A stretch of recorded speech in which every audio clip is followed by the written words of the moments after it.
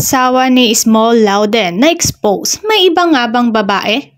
How true ang kumakalat na chika sa internet na di umano'y may ibang karelasyon ang negosyanteng si Philip Laude, ang asawa ng kilalang vlogger na si Small Laude.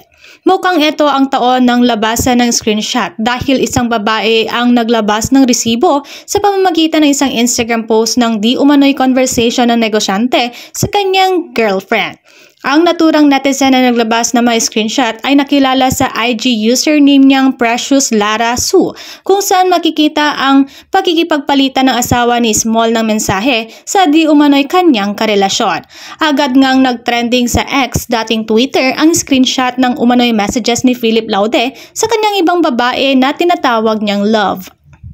Beauty Gonzalez, tanggap kong may iba pang anak si Norman pero... Well, masashock ako muna. Paano nangyari? But at the same time, I will welcome the child kasi hindi naman niya kasalanan yon. Itong diretsong sagot ni Beauty Gonzalez sa tanong kung halimbawang may biglang magpakilala sa kanyang anak siya na asawa ni Norman Crisologo sa ibang babae. Nangyari ito sa grand launch ng Walang Matigas na Pulis sa Matinik na Mrs. Season 3 sa pagbibidahan nila ni Senador Bong Revilla. Dagdag pang paliwanag ni Beauty, para makasiguradong anak nga halimbawa ito ng asawa niya, I would go to DNA test just to be sure if anak ni Norman yun. He or she is welcome to the house. Hindi naman pwedeng pabayaan ng bata. Suporta ako if it happen, which I hope wala naman, saad ng aktres. Judy Ann Santos, nagbahagi ng sekreto sa pagpapanatili ng healthy relationship. In fairness, kahit parehong nasa entertainment industry ang mag-asawang Judy Ann Santos at Ryan Agoncillo, ay napapanatili pa rin nila ang privacy sa kanilang family.